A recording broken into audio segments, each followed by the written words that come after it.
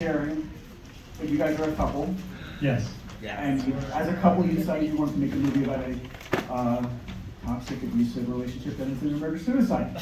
So let's get into that. What about that dynamic appealed to you as a couple that's involved in each other?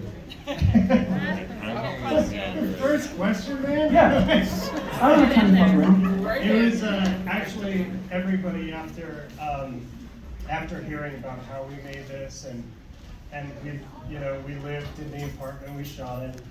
They go, so you're still together? And as a matter of fact, just about a couple of days ago, I asked her to marry me.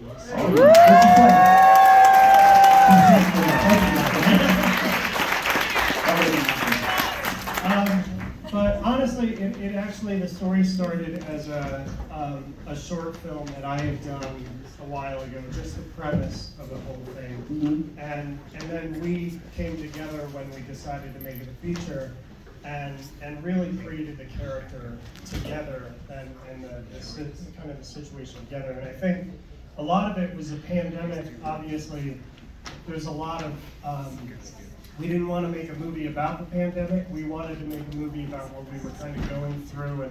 And I think a fairly universal thing is people felt a little bit of a loss of self. You were no longer around the people that kind of define you, the things that define you. So it was about like kind of losing yourself and all of that. Yeah. Yeah, and basically not being able to see family members, being able to see the people that you love the most. Who do you become? Yeah. And that person might become someone quite terrifying. Charlie, as a character, I grew up in the Bible Belt, so some of that came from a pretty truthful place. But yeah, I grew up super in a puritanical, evangelical household, and so that idea of a kind of forbidden love as well, and reaching for that to become who you really are, but you still have to deal with your past. All of these complicated relationships that we go through in our lives, we just wanted to put into Charlie and find out who is she when she is confronted with all of these relationships at once. Yeah. And part of that backstory is the mom, played by Barbara Crampton. And so my question about Barbara is, how dare you? How dare I? Why did you make Barbara a mean person? Well, I'll tell you the truth. This person, so her character is based on my mother, and my mom watched the film and she agrees with Barbara. So I think there are some audience, and I love my mother. But yeah, I think Barbara actually took the role because of the first scene. She really liked the dynamic. She and we rehearsed. She was so kind. Yeah, she just really appreciated the kind of drama and the arc of that scene. So yeah. And it's so fun to watch these remote supporting players who buoy the whole thing every minute they're on screen. Dora Madison is the other one. Incredible. You guys walked out, but she was just killing it. Every line the crowd was going. Oh no, we were kind of watching the behind the screen and listening to everybody the whole time. Yeah. So talk to me about getting those folks on board remotely. Did you find it was easier because people were sitting at home with nothing to do, and it's like, hey Barbara, here's a couple of days worth of work, and it was weird because obviously they had to film themselves, they had to go through all that and work in a way that they were not used to. So it was actually a little tricky getting people comfortable to be a part of it.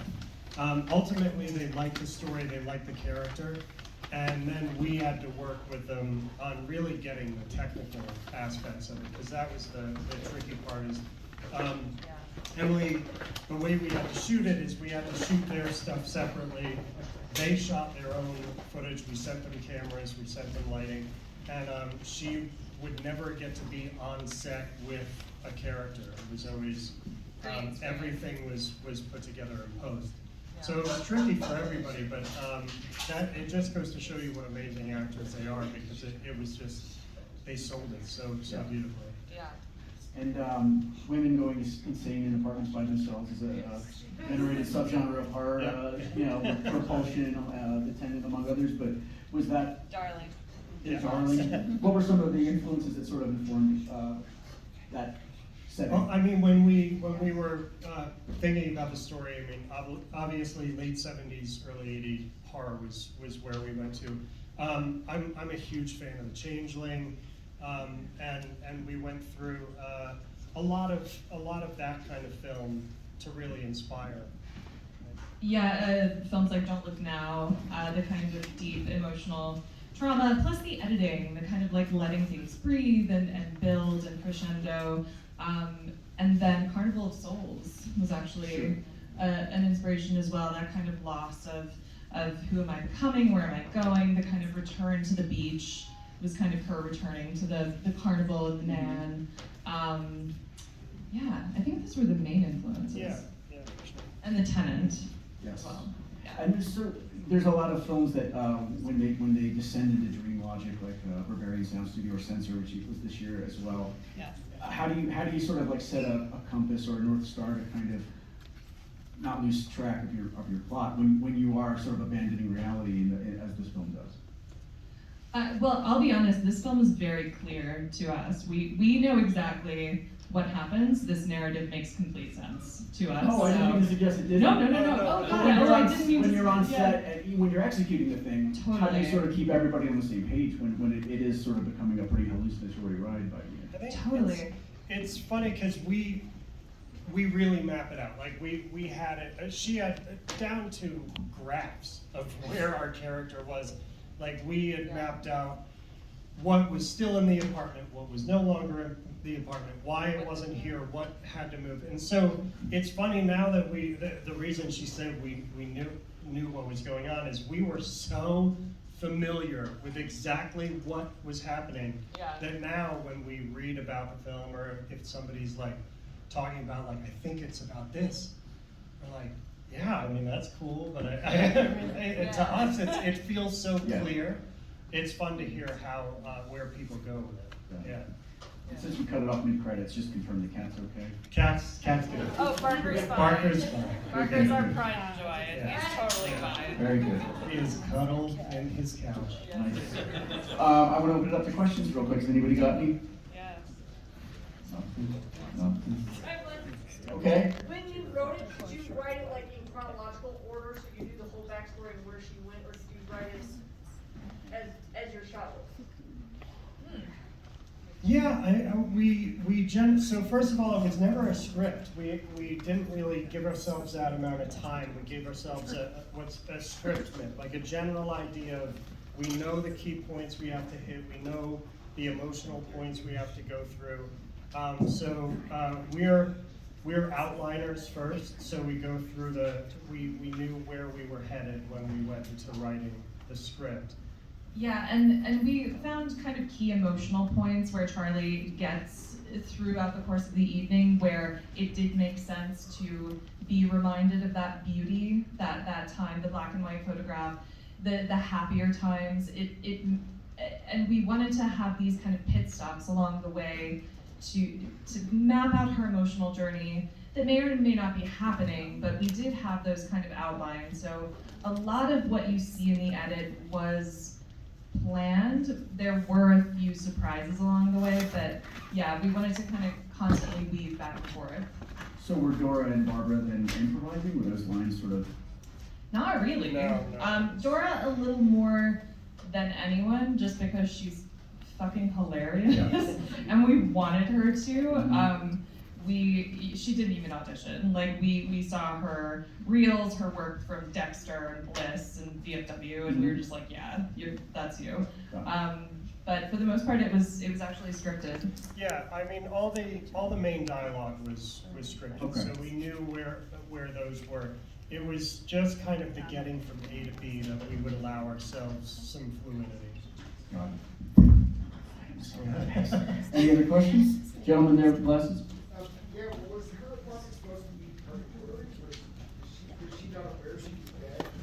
Or like, We're not going to answer that question. I think it's on the commentary. No, I mean, that's one of our biggest intentions in this film, and something I love when I watch is I love creating a scavenger hunt of story. there's a lot in there to pull out, and I guarantee you, if you watch it again, you'll see something different. What we've really enjoyed is how much people put into the film and what they take away. I have not heard two of the same interpretations. Like an ink Which is, yeah, I mean, that was the intention. We know what we wrote, we know what our story is, but that's not necessarily what has to be yours. So, Any other questions in here? Tell us about your music guy. The music and sound. I mean, yes. Music. Phil Mossman, LCD Sound System. The best. He's like this older British rocker. He's so kind. He just like took to us immediately, thank God. And he was actually composing while we were shooting. So, I mean, he just created this haunting, beautiful, kind of minor toned theme that he just messed up throughout. And then our sound designer, Sean Duffy, who is just incredible, has worked on so much genre. His sound design, we hear new things every time. And so they really partnered in a way to create this kind of soundscape that the waves crash into the music. And I mean, that's sound and score, it's half of horror, so it's so vital. And Phil Mossman is just a gem of a human being. It was actually, like, we didn't get the opportunity to work with a lot of people on this film. Like we said, during production, it was just the two of us. So post was the time we were able to actually bring people in and work with people. And when we work with other artists, it's our plan to always allow them to bring their art first. And so we gave them the idea. They had the themes, the feelings, the emotion that we had to hit. They understood the film that we were trying to make. But then it was really just them diving in, and Phil's music he was really playful with everything. He was bringing us stuff all the time while we were in production. And then Sean's work was just, Sean is this really quiet, very calm guy that you think you are just never impressing, and then he just kills you with this amazing work. And it was just a treat to have everybody contribute. Cool. Yeah. I think it's time for one more if anybody's got one. Was that actually your apartment? That's our apartment. Well, that was our It apartment. was. Yeah, we don't live there anymore. Because of that asshole neighbor? I mean, we were kind of... We were the asshole neighbor. We gave a lot of wine to a lot of people, socially distanced, left on doorsteps with notes, big note on the front of the door, like Don't call the police. Don't call the police, I'm fine. And just a lot of phone calls, just like, I'm totally fine, today's the screening day, is that okay? And we actually shot during the day almost entirely, so our internal clocks were messed up. We did tarp the windows for the most part, and so most of the screaming was happening during the day, which I think kind of helped, but And it's yeah, Brooklyn, like nobody cares. You can scream outside and people will just avoid it. So. yeah, but we did move after that, because I think we haunted the place enough, we were like, all right, we gotta get out of here. Nice. I think they're gonna kick us out because they got to set up for the next movie, Oh, totally. but thank you for coming up and having us. All right, guys.